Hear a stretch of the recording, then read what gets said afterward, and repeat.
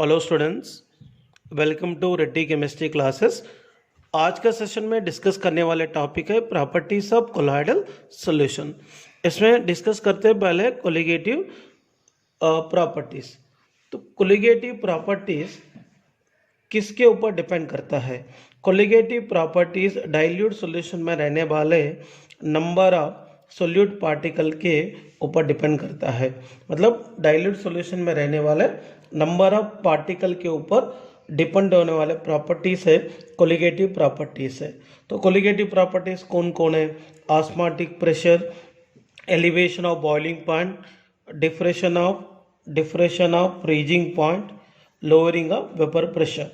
मैं शॉर्ट में लिखा हूँ, ये सब कोलिगेटिव प्रॉपर्टीज है।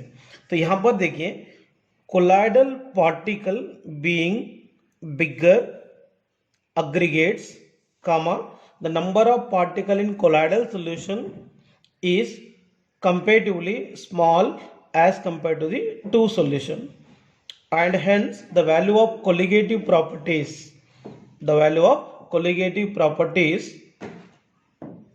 are a smaller order as compared to the value shown by the true solution at the same concentration। मतलब एक सेम कॉन्सेंट्रेशन कंडीशन में ट्रू सॉल्यूशन की कंपैरिजन में कोलॉइडल सॉल्यूशन की कोलिगेटिव प्रॉपर्टीज की वैल्यू कम रहता है, क्योंकि एक ट्रू सॉल्यूशन के कंपैरिजन में कोलॉइडल सॉल्यूशन में पार्टिकल की संख्या कम होता है। पार्टिकल की संख्या कम होने के कारण ये colligative properties like osmotic pressure, elevation of boiling point, deflation of freezing point, lowering of vapour pressure की वैल्यूज जनरली कम रहता है। Next one very important property है, दैट इज टिंडॉल इफेक्ट। टिंडॉल इफेक्ट तो जनरली यहाँ पर आपको मैं बताना चाहता हूँ, ये टिंडॉल इफेक्ट जनरली कोलॉइडल सॉल्यूशन में ऑब्जर्वेशन कर सकते हैं। तो टिंडॉल इफेक्ट बोले तो क्या है? मतलब when beam of light which is passed through the colloidal solution, then a beam of light which is scattered by the colloidal particle in the colloidal solution। मतलब लाइट, बीम ऑफ लाइट को colloidal particle scattering करने वाले phenomena को टिंडॉल effect बोलेंगे। ये टिंडॉल effect true solution में generally observation नहीं कर सकते, ओनली कोलॉइडल सॉल्यूशन में ऑब्जर्वेशन कर सकते हैं। अगर मान लीजिए ये इसके अंदर ट्रू सॉल्यूशंस है, तो ट्रू सॉल्यूशन में क्या करेंगे? एक लाइट रेडिएशन को पास करेंगे। लाइट रेडिएशन को पास करने के बाद लाइट रेडिएशन ट्रू सॉल्यूशन से बाहर आता है, ट्रू सॉल्यूशन से बाहर आएगा। मगर ये ट्रू सॉल्यूशन के अंदर अगर ऑब्जर्वेशन करो, आपको कहीं पर भी ये लाइट रेडिएशन की जो पाथ है वो दिख रहा नहीं है, क्योंकि ये टिंडॉल इफेक्ट को शो करता नहीं है। अगर मान लीजिए अगर ये कोलॉइडल सॉल्यूशन है, तो कोलॉइडल सॉल्यूशन के थ्रू अगर लाइट रेडिएशन को अगर पास करेंगे, तो ये लाइट रेडिएशन की जो पाथ है ना, ये कोलॉइडल सॉल्यूशन में दिखता है, क्योंकि लाइट रेडिएशन जैसे ही कोलॉइडल सॉल्यूशन में ट्रांसफर होने की वजह से कोलॉइडल सॉल्यूशन में रहने वाले कोलॉइडल पार्टिकल जो भी है लाइट को क्या करता है? स्कैटरिंग करता है। इसीलिए इसमें लाइट रेडिएशन की जो पाथ है वो दिख रहा है। मतलब लाइट रेडिएशन को स्कैटरिंग करने वाले फिनोमिना टिंडॉल इफेक्ट है। ये टिंडॉल इफेक्ट ओनली कोलॉइडल सॉल्यूशन में ऑब्जर्वेशन कर सकते हैं, ट्रू सॉल्यूशन में ऑब्जर्वेशन नहीं कर सकते हैं। ये भी one of the important phenomena है कोलॉइडल सॉल्यूशंस का। Next property colour. तो जनरली कोलाइडल सॉल्यूशन में एक कलर प्रॉपर्टीज को ऑब्जर्वेशन कर सकते हैं। Colour of colloidal solution, colour of colloidal solution wavelength of scatter light पे डिपेंड करता है, वेवलेंथ ऑफ स्कैटर लाइट पे डिपेंड करता है। Next one, wavelength of the light, wavelength of light, wavelength of light depend करता है size and nature of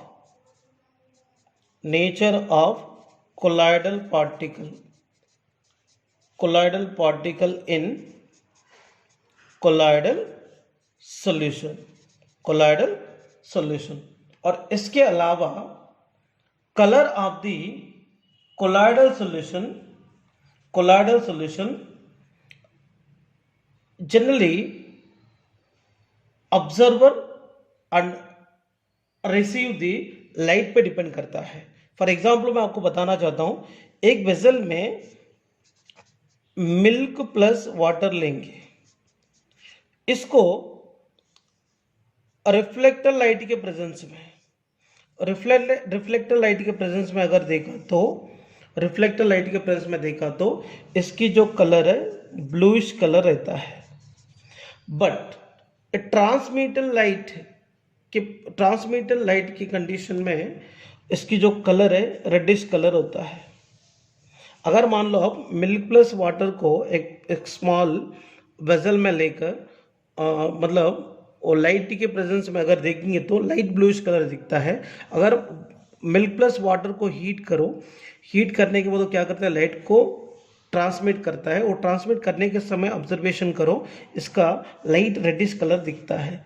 ये है मतलब colour properties of the colloidal solution. इसके अलावा अनदर इंपॉर्टेंट पैरामीटर है ब्राउनियन मूवमेंट। जनरली एक पावरफुल अल्ट्रा माइक्रोस्कोप के द्वारा कोलाइडल सॉल्यूशन को ऑब्जर्वेशन करेंगे तो कोलाइडल सॉल्यूशन में रहने वाले पार्टिकल की जो मोशन है वो कंप्लीटली जिगजैग मोशन में रहता है, जिगजैग मोशन में रहता है। मतलब कोलाइडल सॉल्यूशन में रहने वाले कोलाइडल पार्टिकल जिगजैग मोशन में ट्रैवल करता है। तो यहाँ पे एक बात याद रखना, ये ब्राउनियन मूवमेंट बोले तो क्या है, मतलब कोलाइडल सॉल्यूशन में रहने वाले जो पार्टिकल है एक जिगजैग मोशन में ट्रैवल करने वाले जो फिनोमेना को कहेंगे ब्राउनियन मूवमेंट। ये ब्राउनियन मूवमेंट जो भी है generally size of the particle and viscosity of the solution पे डिपेंड करता है। अगर smaller the size and lesser the viscosity अगर रहेंगे तो इसके जो मोशन है वो ज़्यादा रहता है, स्पीड रहता है। इसका मतलब यहाँ पर देखिए, अगर इसमें रहने वाले जो पार्टिकल की साइज जितना बड़ा रहेगा उतना कम मोशन रहता है। मतलब इसका मतलब ये कोलाइडल सॉल्यूशन में रहने वाले पार्टिकल का साइज जितना छोटा रहेंगे और इसमें जितना कम विस्कोसिटी रहेंगे उतना ज़्यादा स्पीड के साथ मूव करता है, उतना ज़्यादा इसका मोमेंट रहता है। सो ये प्रॉपर्टीज भी अपन कोलाइडल सॉल्यूशन में ऑब्जर्वेशन कर सकते हैं। Charge on colloidal particles. Colloidal particles always carry an electrical charge. Colloidal particle हमेशा इलेक्ट्रिक चार्ज को कैरी करता है।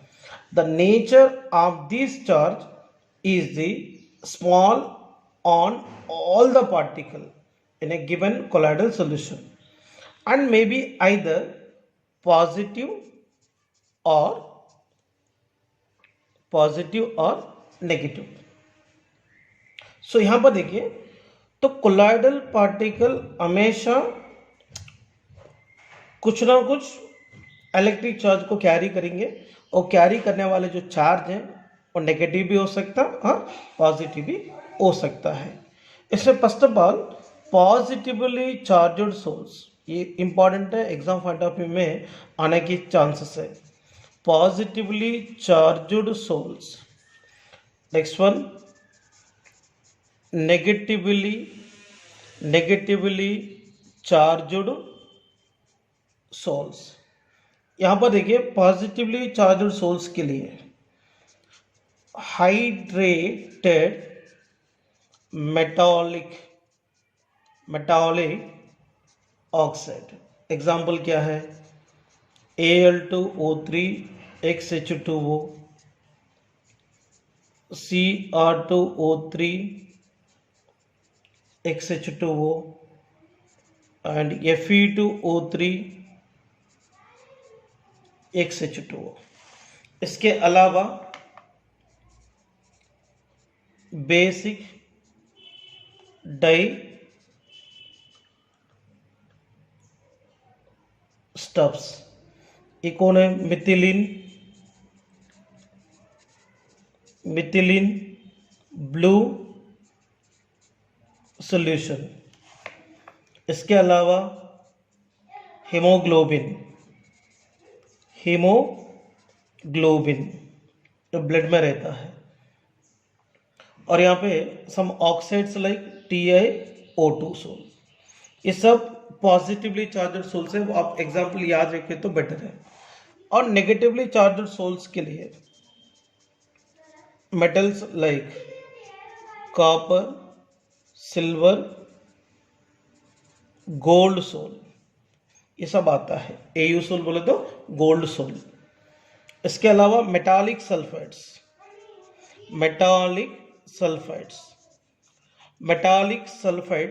Like As2S3, CdS, Sb2S3 etc।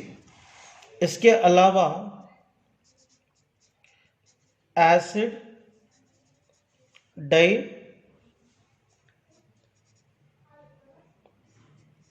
Stuffs, that is example. इसके अंदर एग्जाम्पल क्या है, देखिए एग्जाम्पल देखेंगे, इओसिन एसिड डाई स्टफ के अंदर। Next one congo red sol. इसके अलावा sols of starch, gum, gelatin, clay, charcoal, negative charge sols के लिए एग्जाम्पल होता है। इसमें देखिए the charge on the sol particle,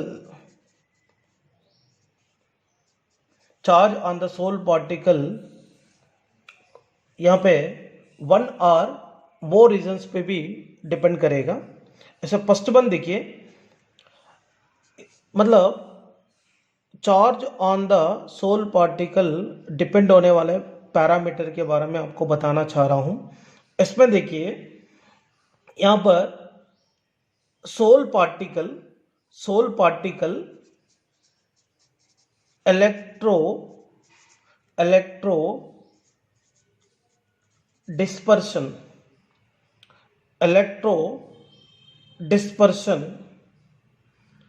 process के द्वारा इलेक्ट्रॉन को कैप्चर करने के वजह से चार्ज डेवलप होता है।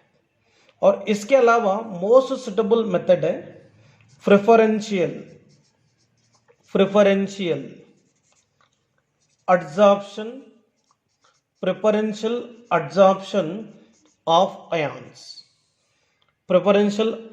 Of ions.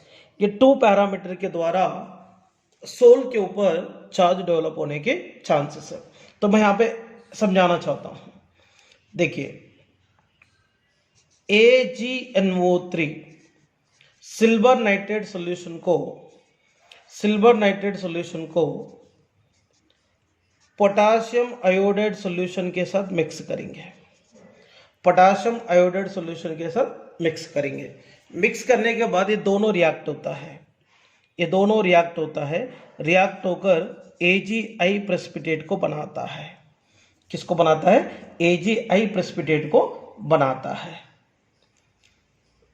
So AgI precipitate क्या करेगा? AgI प्रेसिपिटेट क्या करता है देखेंगे।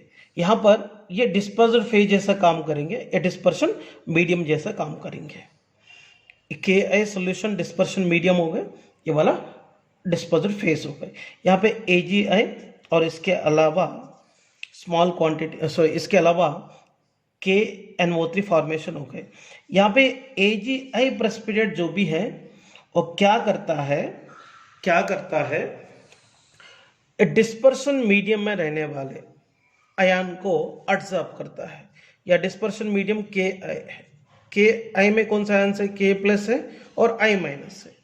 तो यहाँ पे एक बात याद रखना, मोर देन वन आयन रहा तो कभी भी इस सोल पार्टिकल क्या करता है, अपने साथ रहने वाले कॉमन आयन को ही वो एब्जॉर्प्शन करता है। इसका मतलब इसमें AgI में कौन से आयन रहेंगे? Ag प्लस और I माइनस। KI में क्या रहता? K प्लस रहता, I माइनस रहता। इसके साथ कॉमन आयन यहाँ पे कौन है? I माइनस है। इसीलिए AgI में I माइनस है और KI में भी I माइनस है। ये दोनों में रहने वाला कॉमन आयन कौन है? I माइनस है। वो I माइनस को ये क्या करेंगे? एब्जॉर्ब करेंगे। एब्जॉर्ब करने के बाद इसके ऊपर नेगेटिव चार्ज डेवलप होता है। देखिए नेगेटिवली चार्ज डेवलप होता है। नेक्स्ट वन मैं आपको समझाना चाहता हूं। अगर यहाँ पे चेंज करेंगे, KI सॉल्यूशन यहाँ पर डिस्पर्स्ड फेज हो गए और AgNO3 डिस्पर्शन मीडियम हो गए।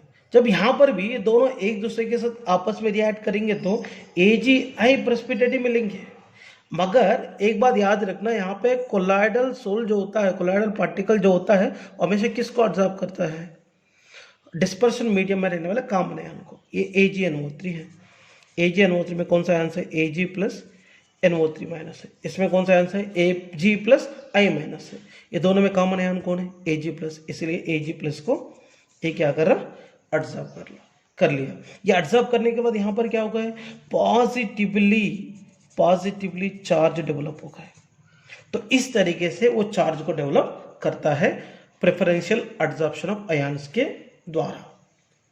Next one, electrophoresis another important property है। इलेक्ट्रोफोरोसिस का मीनिंग क्या होता है? It is the movement of colloidal particle under N applied electric potential is called electrophoresis. मतलब इलेक्ट्रिक फील्ड के प्रेजेंस में कोलाइडल पार्टिकल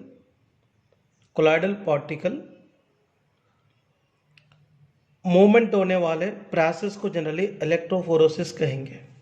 तो यहां पर देखिए, इलेक्ट्रोफोरोसिस फिनोमेना ऑब्जर्वेशन करने वाले एक ऑपरेटर्स है। यहां पर देखो कैथोड है और एनोड है। अगर मान लो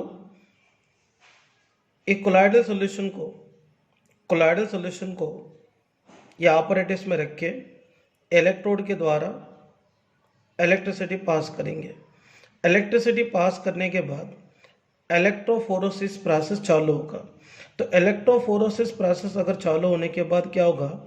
अगर इसमें रहने वाले जो पार्टिकल है, अगर पॉजिटिवली चार्जड पार्टिकल रहा तो वो डायरेक्टली कैथोड पे जाकर डिपॉजिट होता है। अगर नेगेटिवली चार्जड पार्टिकल रहा तो एनोड की तरफ मूव करता है और एनोड के ऊपर डिपॉजिट करता है। मतलब इलेक्ट्रिक फील्ड के प्रेजेंस में कोलाइडल सॉल्यूशन में रहने वाले पार्टिकल करस्पॉन्डिंग इलेक्ट्रोड की तरफ मूव होने वाले प्रोसेस को मानते हैं इलेक्ट्रोफोरोसिस प्रोसेस। ये भी प्रॉपर्टी अपन ऑब्जर्वेशन कर सकते हैं कोलाइडल सॉल्यूशंस में। इसमें ऑलरेडी मैंने बताया था, पॉजिटिवली चार्जड पार्टिकल हमेशा कैथोड की तरफ जाएगा, नेगेटिवली चार्जड पार्टिकल हमेशा एनोड की तरफ जाता है। यहाँ पे ये इलेक्ट्रोफोरोसिस प्रोसेस को प्रिवेंट करने वाले फिनामिना को जनरली इलेक्ट्रो ऑस्मोसिस प्रोसेस बोलेंगे, इलेक्ट्रो ऑस्मोसिस प्रोसेस बोलेंगे। नेक्स्ट प्रॉपर्टी कोएगुलेशन और precipitation.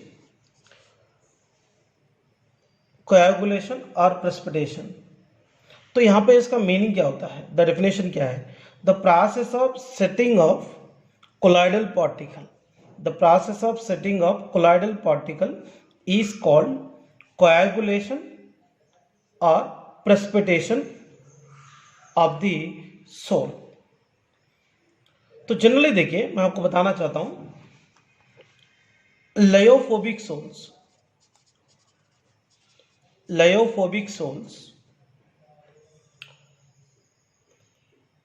Generally very less stable रहता है। इसको अगर थोड़ा भी क्वांटिटी में इलेक्ट्रोलाइट इसको ऐड करेंगे, जितना चाहिए उतना रहा तो कोई प्रॉब्लम नहीं है। अगर इसको इलेक्ट्रोलाइट ऐड करेंगे तो इलेक्ट्रोलाइट ऐड करने के बाद लायोफोबिक सोल्स जो है वो इजीली क्या होता है, कोएगुलेट होता है। मतलब कोलाइडल सॉल्यूशन को तो प्रेसिपिटेट के फॉर्म में कन्वर्ट करने वाले प्रोसेस को यहां पर कहेंगे कोएगुलेशन और प्रेसिपिटेशन कहेंगे। अगर मान लीजिए इसमें कोएगुलेशन करने के लिए कई सारे प्रोसेस है, सो लायोफोबिक सोल्स को कोएगुलेशन करने के लिए कई प्रोसेस है। First one electrophoresis process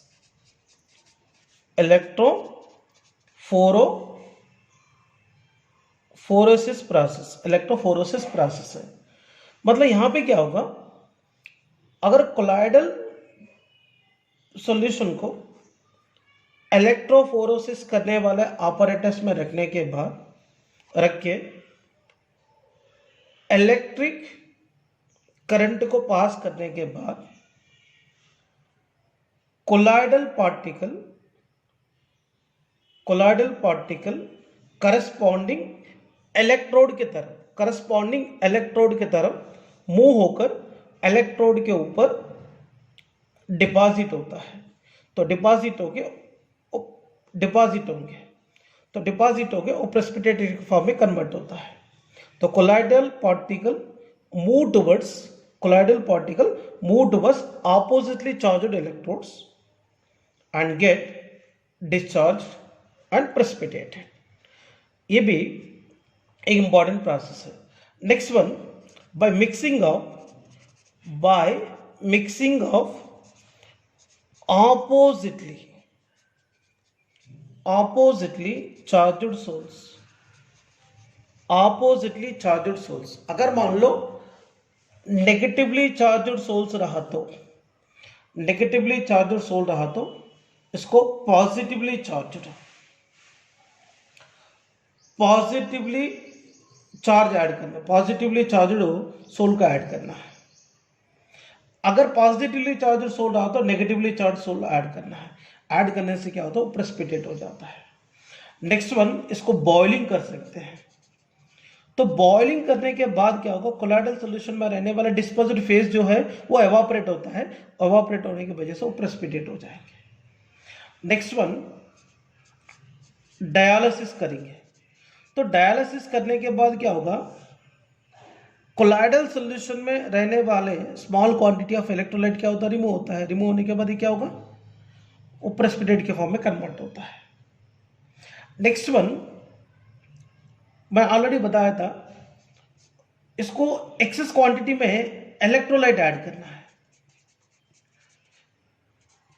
access quantity में इलेक्ट्रोलाइट ऐड करना है।